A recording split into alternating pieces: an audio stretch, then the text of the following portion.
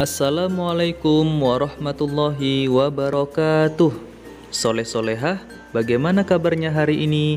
Alhamdulillah, luar biasa, semangat ceria, Allahu Akbar. Nurul Fikri, yes, yes, yes. Alhamdulillah, kita jumpa lagi bersama Ustadz Taufik Akbar dalam pembelajaran pendidikan agama Islam.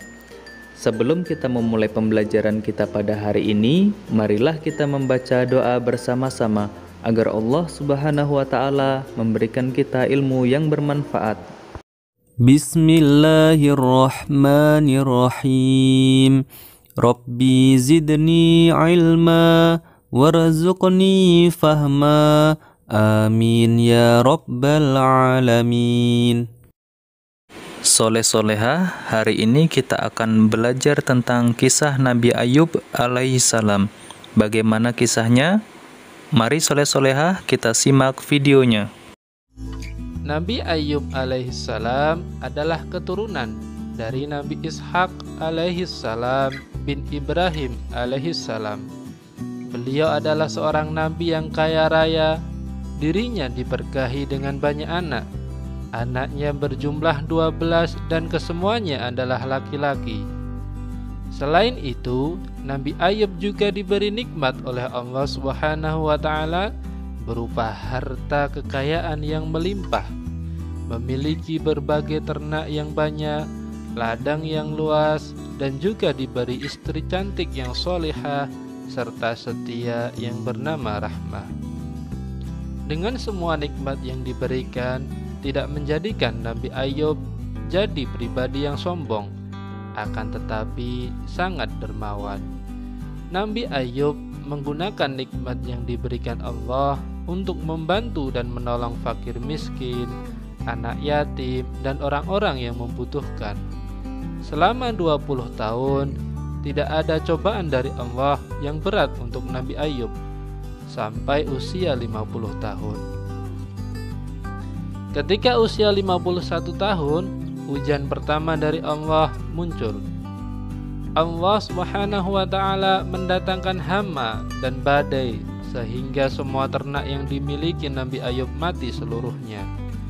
Begitu juga dengan ladang dan kebunnya yang ikut hancur terbakar. Hari kedua, 12 anaknya yang soleh, sehat dan kuat meninggal tertimpa runtuhan rumahnya. Hari ketiga, Nabi Ayub tiba-tiba terkena penyakit yang belum pernah diderita oleh orang sebelumnya dan tidak akan pernah diderita oleh orang setelahnya. Hanya dalam waktu 3 hari, Nabi Ayub yang sebelumnya memiliki banyak kenikmatan, seketika kehidupannya berubah 180 derajat. Bahkan Nabi Ayub harus pindah dari rumahnya ke pinggiran negeri yang jauh karena orang-orang takut akan penyakit yang dideritanya. Selama diberi cobaan oleh Allah seperti itu, Nabi Ayub tidak pernah sekalipun mengeluh atau mengadu kepada Allah. Dia terus bersyukur dan bersabar, tapi tetap berikhtiar dengan cara tetap berobat dan beribadah dengan rajin. Di pinggiran negeri, Nabi Ayub hanya tinggal berdua bersama istrinya. Istri Nabi Ayub memang bisa dijadikan contoh yang baik. Dirinya tidak peduli dengan kondisi suaminya yang berpenyakitan, bangkrut, hingga jatuh miskin. Ia tetap menemani Nabi Ayub, mengurus keperluannya, bahkan pergi mencari nafkah. Suatu hari, istri Nabi Ayub berkata kepada suaminya, "Wahai Nabi Allah, sudah 18 tahun engkau tidak berdakwah. Bagaimana jika engkau memohon kepada Allah Subhanahu wa taala untuk disembuhkan penyakit ini? Cukup kesembuhan engkau, lalu engkau bisa pergi berdakwah lagi." Lalu Nabi Ayub menjawab, "Wahai istriku, berapa lama dulu kita dalam keadaan nikmat?"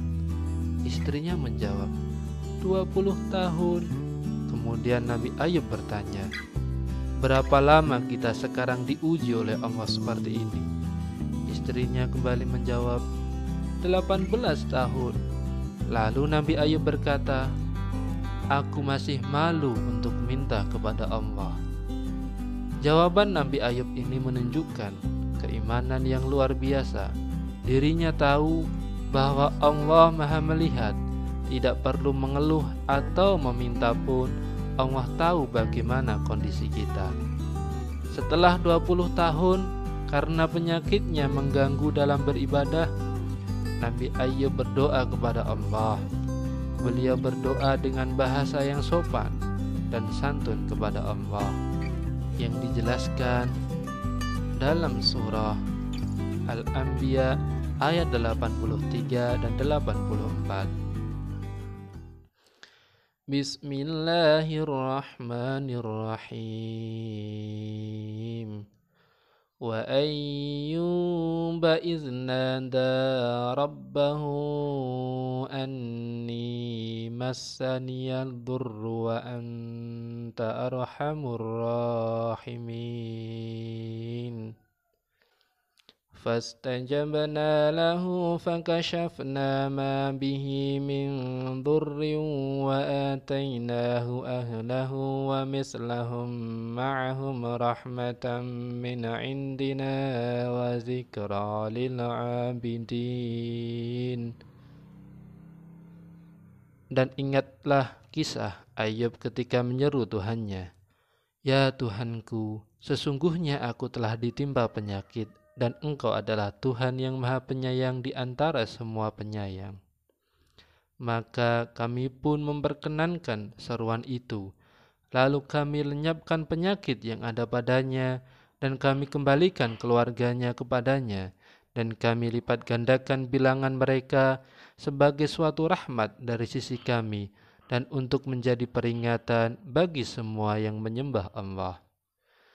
Kemudian Allah Subhanahu wa Ta'ala memerintahkan Nabi Ayub untuk menghentakkan kakinya ke tanah, sehingga muncul mata air dari tempat hentakan itu.